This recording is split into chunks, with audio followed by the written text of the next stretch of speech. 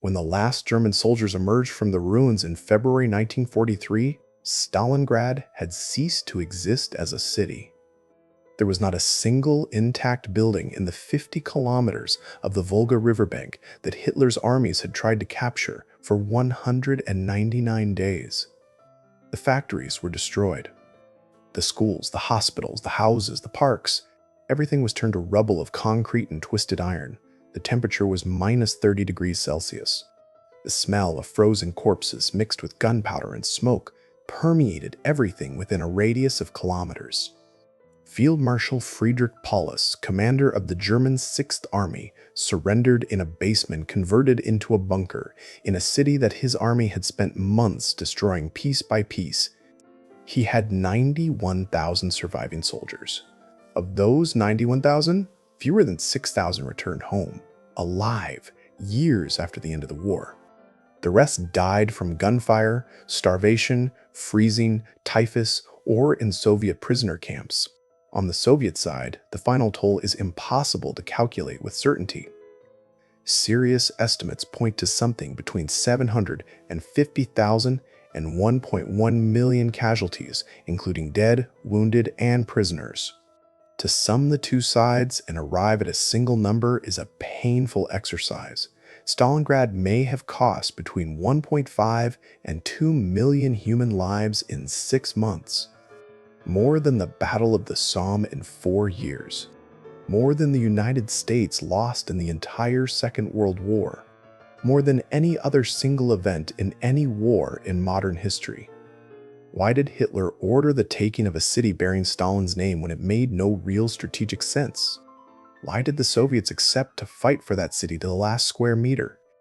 Why did two totalitarian political systems, each willing to sacrifice industrial numbers of human beings, choose that specific spot on the banks of a river in the Russian steppe to wage the confrontation that would define the course of the 20th century? The summer of 1942 found Nazi Germany in a dangerous paradox, immense military victories that did not solve the central problem. In June 1941, Operation Barbarossa launched 3.8 million soldiers from Germany and Axis allied countries against the Soviet Union, the largest land invasion in history. In 6 months, the Wehrmacht captured about 3 million Soviet prisoners, most of whom died in conditions that constituted deliberate extermination, advanced more than 1,000 kilometers along multiple axes, and reached the gates of Moscow, Leningrad, and Rostov. The German generals looked at the map and saw victory. But the USSR had not collapsed. The German economy was in crisis. Germany did not have enough oil to sustain a long-term war. Its domestic productive fields generated only a fraction of what its tank engines, planes, trucks, and ships consumed. The Romanian oil of Ploesti supplied part of the demand, but it was not enough. And there were the oil fields of the Caucasus, Baku, Grozny, Maikop, capable of collectively producing more than 23 million tons a year compared to the little more than 2 million that Germany produced domestically in 1942. Operation Blue, or Fall Blau, the campaign plan for the summer of 1942, had a clear economic objective: reach the Caucasus and its oil fields. Stalingrad was not the main objective. It was the northern flank to be protected while Army Group marched south toward the oil. The city was to be neutralized or taken if possible, but the real prize lay 600 kilometers further south. Hitler divided his army groups in August 1942, attempting to reach the Caucasus and Stalingrad simultaneously. Army Group A was pushed south. Army Group B, including Paulus's 6th Army, was directed east toward the Volga. As German troops reached the outskirts of the city in August, the name Stalingrad acquired disproportionate symbolic weight for Hitler. Taking the city that bore the enemy's name became a matter of personal prestige. The generals who tried to argue about supply lines, exposed flanks, and exhausted reserves were progressively ignored or dismissed. General Franz Halder, chief of the German General Staff, recorded his conversations with Hitler during that period with carefully restrained language. But the frustration was evident. In September 1942, Halder was fired. His successors quickly learned that Hitler did not want analysis. He wanted confirmation. Stalin was in crisis. The spring and early summer of 1942 had been disastrous. The Soviet attempt to retake Kharkov in May 1942, the Second Battle of Kharkov, resulted in catastrophe. More than 240,000 Soviet soldiers captured or killed. The German advance to the east threatened to cut the Volga axis, the main supply artery of the USSR between north and south. Losing Stalingrad meant losing the river access that moved oil from the Caucasus to the Russian industrial center. Furthermore, and Stalin knew this very well, losing a city with his name would have incalculable internal political consequences. Order number 227, issued by Stalin on July 28, 1942, became known as the Not a Step Back. Order Mishagu Nazad. It criminalized unauthorized retreats. It established barrier companies, or Zagrado Triadi, positioned behind combat troops with orders to shoot any Soviet soldier who retreated without authorization. It created penal battalions, or Strafbati, composed of convicts and deserters sent on the most dangerous missions as a way to redeem their honor with blood. The order was grim, draconian, and extremely effective.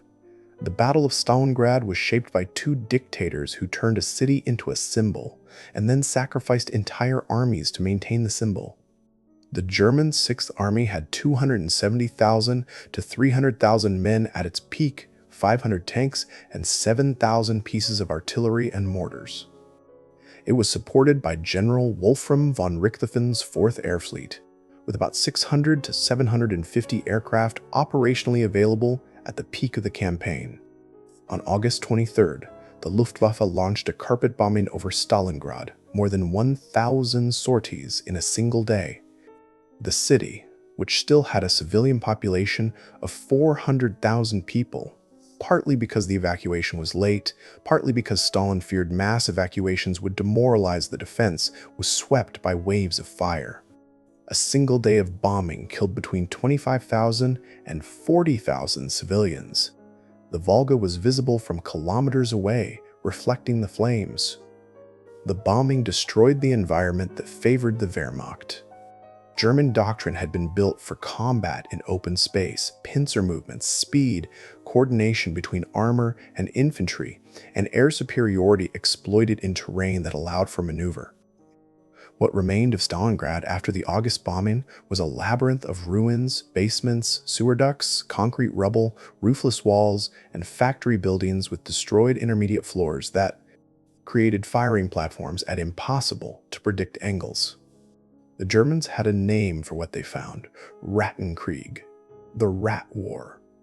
In that environment, tanks were useless or too vulnerable. A single soldier with an incendiary bottle could destroy a panzer in a confined space. Airplanes could not distinguish front lines separated by 50 meters of rubble. Heavy artillery destroyed cover for both attackers and defenders. The Soviets fought in fragments of terrain, fight by fight, without needing the coordination of large units that the Germans could achieve, and they could not. General Vasily Chuikov, commander of the Soviet 62nd Army, the main defending force in Stalingrad, formulated this in practical terms. His central tactic was called hugging the enemy, keeping the Soviet front lines so close to the German ones that the Luftwaffe could not bomb without hitting their own German soldiers. Chuikov told his officers that the safe distance between Soviet and German troops should be a grenade throw. If you could throw a grenade at the enemy, you were too close for them to bomb you. Chuikov was 54 years old and had legendary physical endurance. He smoked cigars constantly. He used language that made his subordinates blush. He had been sent to Stalingrad in September after a series of Soviet defeats that made him expendable from his superior's point of view. If the city fell, he would take the blame. If he held out, he would be a hero. He held out, and he became a hero. By September 1942, the Stalingrad front had contracted into a Soviet land corridor 50 kilometers long and, in some places, less than 1 kilometer deep between the German positions and the Volga. Crossing the river meant almost certain death. The Germans pounded the surface of the water with artillery and machine guns, but Soviet reinforcements had no choice but to cross. Crossing the Volga was a process of constant horror. Ferries and motorboats. The Volga flotilla, operated by sailors who died in numbers comparable to the soldiers they transported, crossed from east to west carrying fresh troops, ammunition, and food. On the way back, they carried the wounded. Many never reached either side. The 13th Guards Rifle Corps from General Alexander Rodimtsev's division crossed the Volga on September 14th at the most critical moment of the battle, when the Germans had reached 200 meters from the riverbanks and threatened to cut the main bridge. The division lost a third of its strength before establishing defensive positions. Those who arrived fought immediately, without rest, straight from the ferries into combat.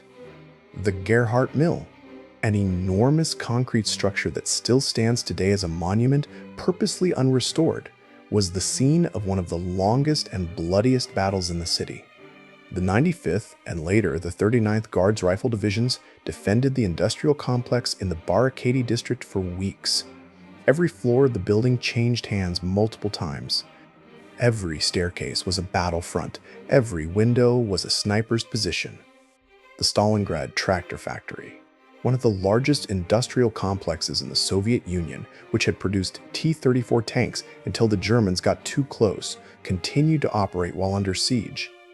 Tanks were produced inside the factory and driven straight into combat in the adjacent streets, sometimes unpainted, without communication equipment, and without trained crews, just factory mechanics inside.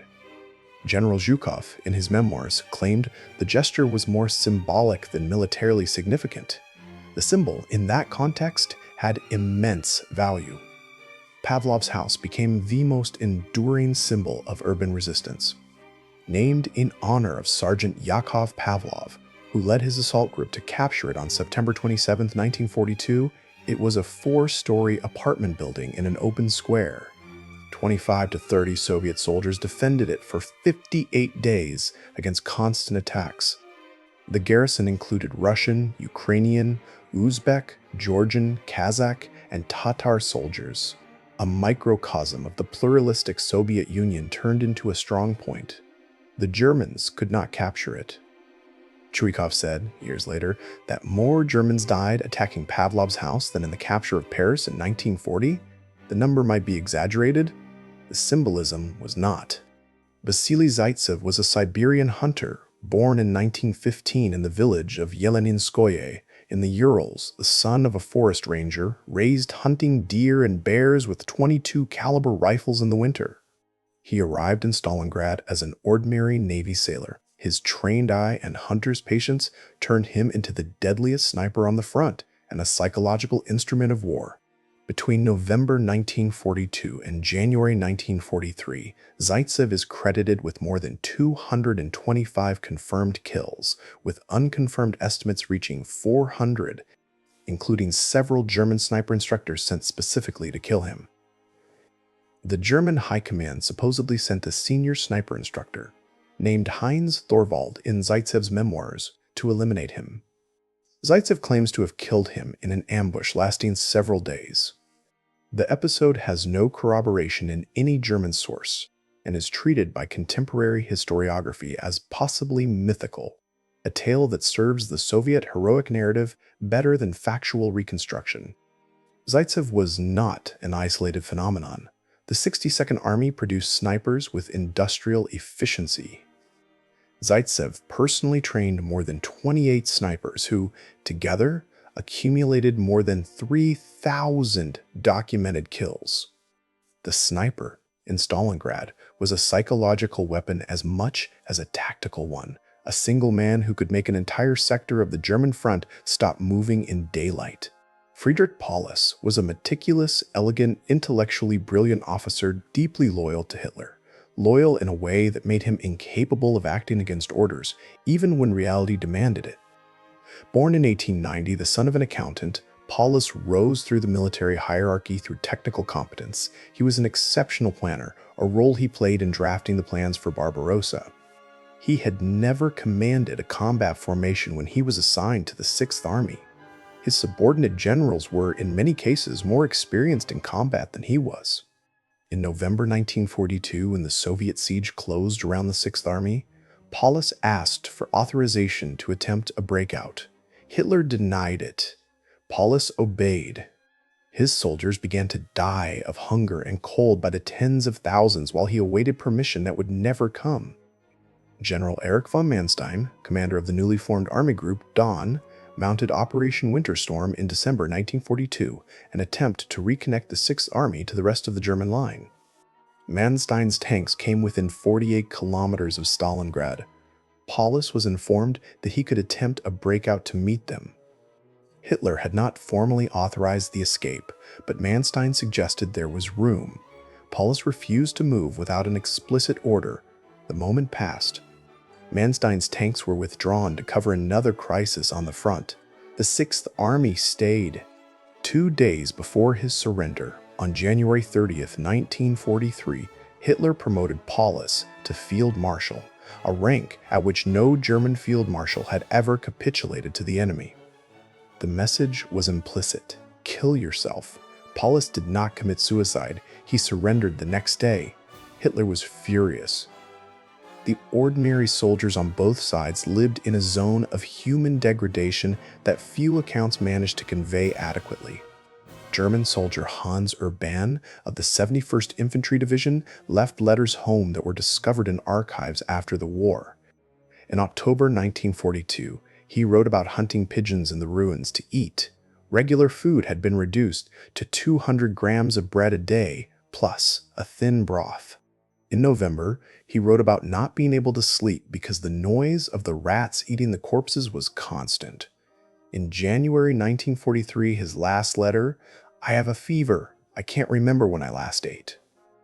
Soviet soldier Anatoly Mereshko, who survived and gave his testimony decades later to historian Antony Beevor, described how fighters went days without seeing sunlight, moving through sewer tunnels and basements. You lost the sense of time. You only knew you were alive because you still felt pain. Soldier Viktor Nekrasov, who fought in Stalingrad and later wrote, "In the Trenches of Stalingrad," the novel considered by Soviet historians to be the most truthful about the front, described the first days in the city like this. You learn to walk hunched over, not out of fear, but because the roof fragments blown down by the wind hurt just as much as shrapnel. The effort to distinguish the two ceases to make sense. While the battle inside the city dragged on at a scale of meters, Georgy Zhukov and Alexander Vasilevsky worked in a Soviet headquarters far from the front lines on a plan that would change the outcome of the war. Instead of pushing the Germans out of Stalingrad head-on, they would envelop them completely. Cut the communication and supply lines of the Sixth Army all around, close the pocket, and destroy it from the inside. The plan exploited a vulnerability that German intelligence systematically minimized. The flanks of the Sixth Army were protected by Romanian, Hungarian, and Italian armies, allies who were poorly equipped, poorly trained, poorly supplied, and, in several cases, poorly motivated to die for the cause of the Reich in a Russian winter at minus 30 degrees Celsius. The Third Romanian Army, which protected the northern flank of the Sixth Army, had 152,000 men but lacked adequate anti-tank artillery. Its soldiers were equipped with antiquated anti-tank rifles that could not penetrate the armor of the T-34s. Many did not have winter boots. The daily ration was below the caloric minimum to sustain combatants in the field. Operation Uranus was launched on November 19, 1942, on a dawn with thick fog that impaired German observation. In 2 days, the pincer attacks of the Southwestern Front under General Nikolai Batutin and the Stalingrad Front under General Andrei Yeremenko shattered the Romanian flanks and met at Kalach, 70 kilometers west of Stalingrad, on November 23rd.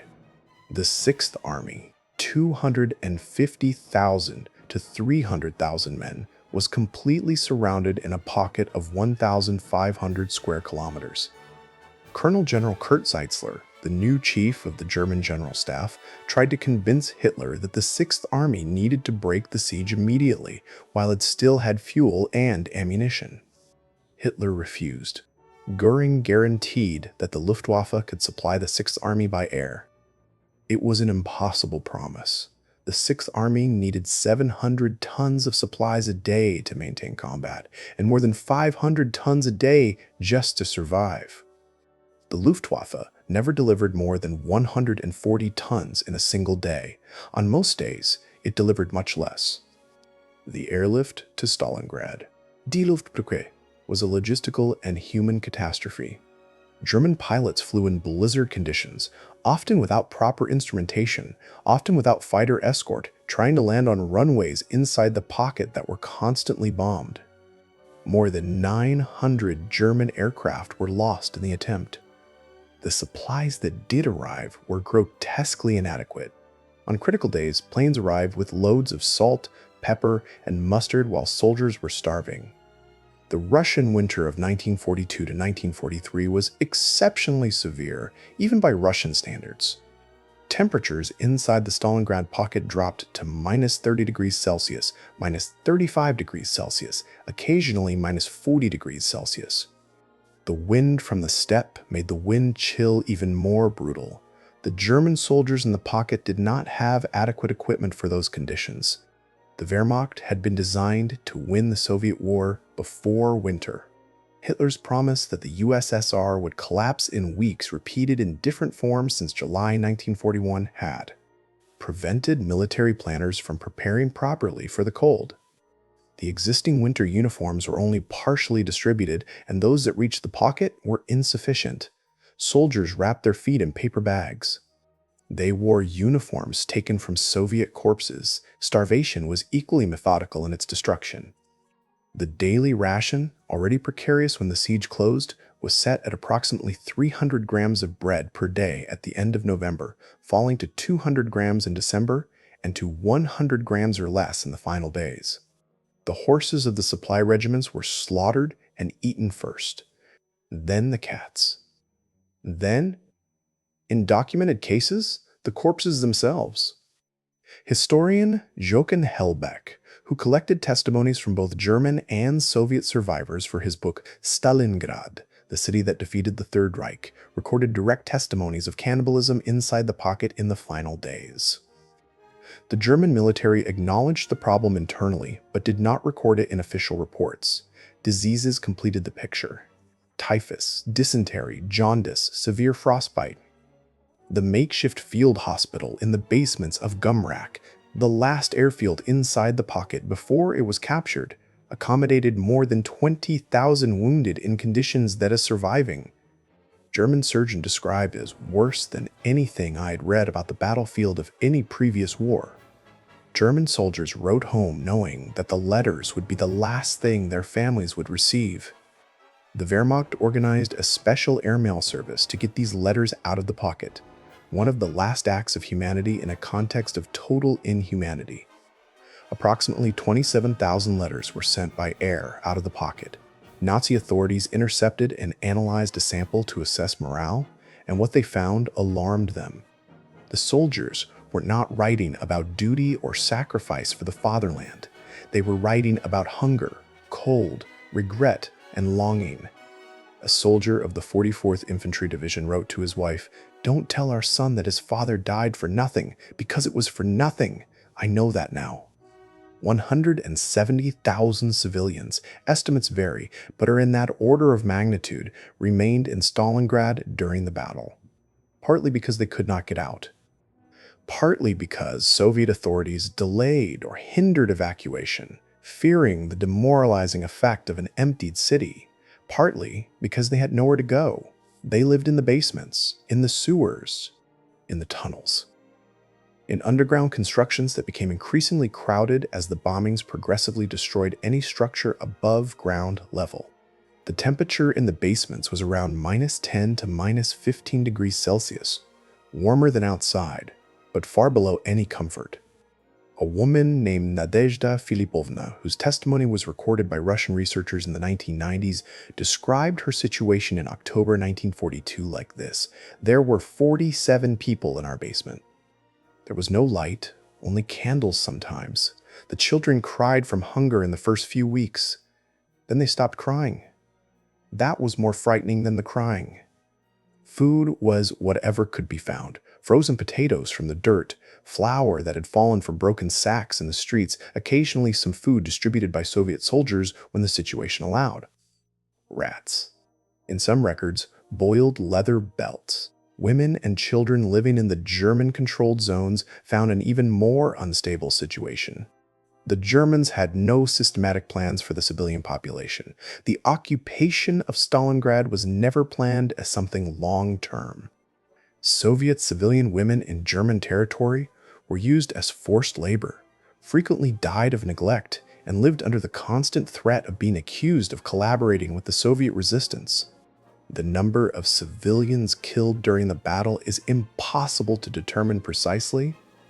Estimates that separate civilian deaths from military ones come to something between 40,000 and 80,000, but Soviet documents of the period were incomplete, and the total destruction of the city hindered any subsequent systematic survey. Operation Saturn, launched by the Soviets in December 1942, destroyed the Italian army group in the middle. Dawn, more than 200,000 Italians dispersed or captured in days. This permanently blocked any attempt to relieve the siege from the outside.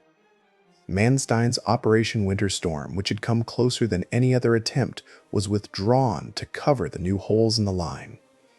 On January 10, 1943, General Konstantin Rokossovsky launched Operation Ring. Koltso, with the Don Front, 7 Soviet armies compressing the pocket from all sides simultaneously. It was no longer containment. It was organized extermination. The offensive reduced the perimeter in days, split the 6th Army into 2 separate pockets, and pushed the survivors into the ruins of the city center. For the soldiers inside the pocket, Koltso was the sound of the ring closing. The Potomnik airfield, the main aerial access point inside the pocket, fell on January 16, 1943, directly into the hands of Rokossovsky's troops. Gumrak, the secondary airfield, maintained emergency operations for another week. The last plane loaded with wounded left Gumrak on January 23rd. The airlift became practically impossible. In the following days, the 6th Army was divided into 2 smaller pockets by the Soviet advance. The resistance disintegrated into isolated groups without communication among themselves, without supplies, without hope. Groups of 20, 30, 50 frozen and starving German soldiers tried to hold positions in ruined basements without understanding exactly what they were still defending. Paulus, in the basement bunker of the Central Department Store, or Univermag, in the south of the city, received his promotion to Field Marshal from Hitler on January 30th. On the 31st, a Soviet officer descended the steps of the bunker to negotiate the surrender. Paulus agreed. In the north of the city, General Karl Strecker held out for 2 more days. He capitulated on February 2, 1943. That is the official date of the end of the battle. 72 days after the start of Operation Uranus, the 6th Army had ceased to exist as a fighting force. 91,000 German soldiers were captured. The number was striking for being so small. Stalingrad had been surrounded with 250,000 to 300,000 men. The other 150,000 to 200,000 had died during the siege. The march of the prisoners was immediately devastating. Starving, frozen, sick soldiers were put into columns and marched to camps in conditions that historian Rolf Dieter Müller describes as criminally negligent transit mortality. More than 30,000 prisoners died in the first weeks after surrender, before reaching any camp. The Soviet prisoner camps, lageria, functioned according to the logic of the Gulag system. Survival depended on being young, strong, and having some technical or informative value to the Soviets. Doctors, engineers, and high-ranking officers had marginally better chances. Ordinary soldiers weakened by the siege died in proportions that the official Soviet records, partially opened in the 1990s, confirmed to be around 45,000 to 50,000 in the first months of captivity. Paulus remained in Soviet captivity until 1953, the year of Stalin's death. He spent a large part of his captivity studying Marxism, Leninism, actively joining Soviet-sponsored anti-fascist prisoner of war organizations, and testifying at the Nuremberg trials. In 1944, he signed appeals to the German army to lay down its weapons. Hitler considered this treason and imprisoned Paulus's family in Germany. Of the 91,000 prisoners captured, fewer than 6,000 returned home. The last group was released in 1955, 12 years after the battle. Soldier Heinrich Frumhold of the 100th Jaeger Division spent 12 years in a camp in Siberia and returned to Bavaria in 1955 with completely white hair. He was 42 years old. Stalingrad was the turning point of the Second World War on the Eastern Front and, consequently, in the entire war. Strategically, the destruction of the Sixth Army represented a loss of materiel, men, and experience that the Wehrmacht never fully recovered. Besides the 250,000 to 300,000 men, it lost the equipment, the accumulated experience, and the cadres of mid-level officers and non-commissioned officers who had learned to make the German war machine work.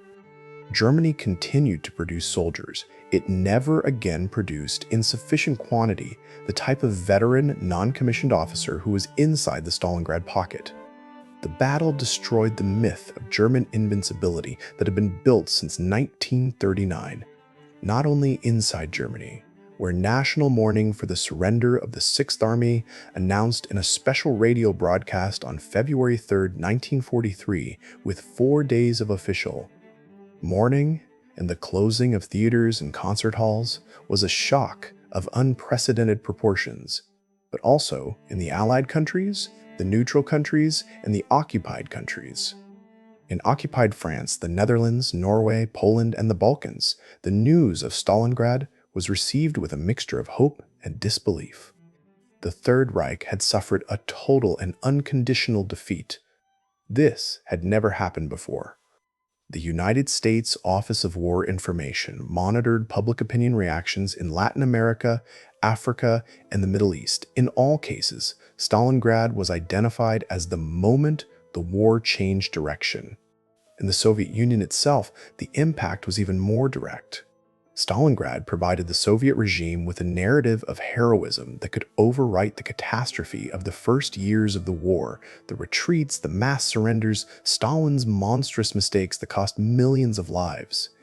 The battle became the foundation of the myth of the Great Patriotic War, an event so traumatic and so glorious that it would define the Soviet and later Russian identity for decades. What historians still discuss about Stalingrad is, in itself, revealing. Regarding the numbers, casualty estimates vary by hundreds of thousands depending on the source and methodology. The Soviet archives, partially opened after 1991, revealed significant discrepancies between the losses reported to the general staff and the actual losses, a systemic practice of underreporting that complicated any definitive assessment. Russian historian Mikhail Myakov from the Institute of Military History in Moscow estimates total Soviet losses, dead, wounded, prisoners, missing, at 1,129,619, a number that includes the offensive operations of Operation Uranus and Saturn in addition to the defensive phase. German, Romanian, Hungarian, and Italian numbers add hundreds of thousands more. Regarding Stalin's role, Western historiography, especially after the opening of the Soviet archives, tends to emphasize Stalin's mistakes that made Stalingrad possible, the refusal to allow retreats in the spring and summer. Of 1942, the late and incomplete evacuation of civilians, and the execution of competent commanders in the purges of 1937 to 1938. Contemporary Russian historiography, especially in the official versions promoted by the Putin government, tends to emphasize collective heroism and minimize leadership errors.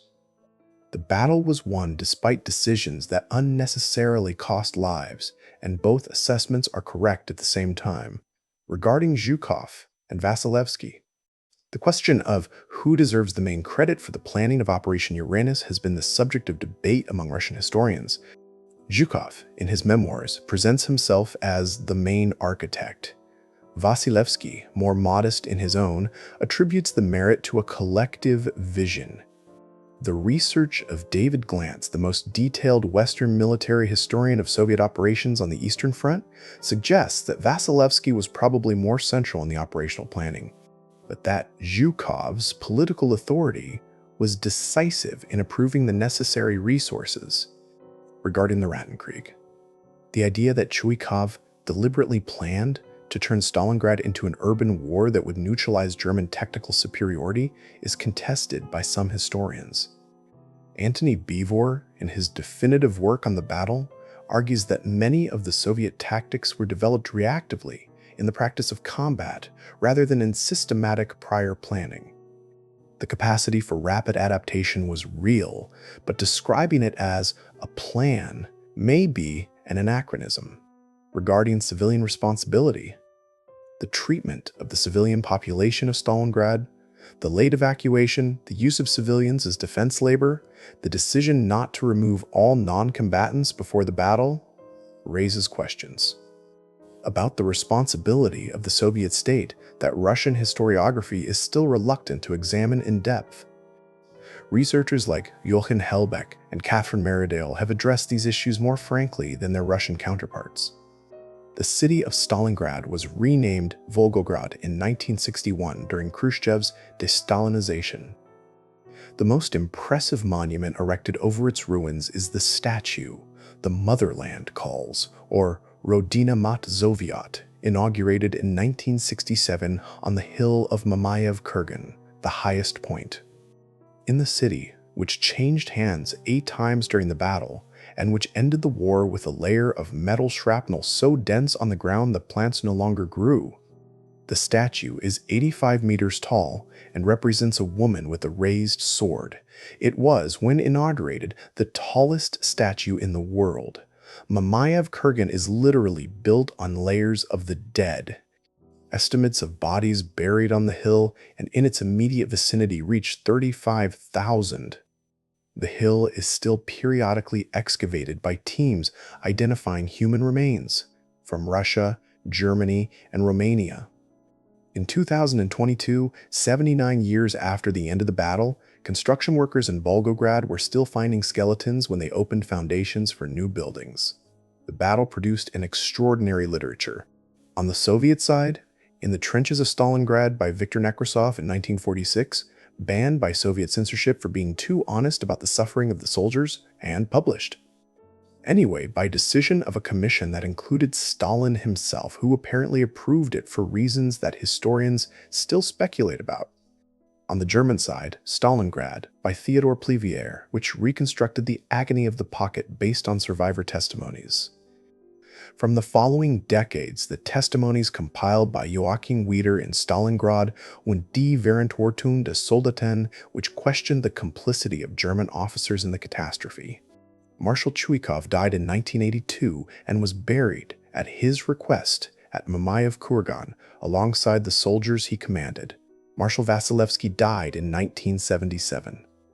Marshal Zhukov died in 1974 after a posthumous career marked by alternations between official glory and political ostracism. Vasily Zaitsev, the sniper, returned to civilian life after the war, worked as a textile engineer, and died on December 15, 1991 in Kiev, 10 days before the formal dissolution of the Soviet Union. Yakov Pavlov, the sergeant from Pavlov's house, survived the war, became an Orthodox monk after years of secular life, and died in 1981 as a man of quiet faith who rarely spoke about what he had seen in September and October 1942.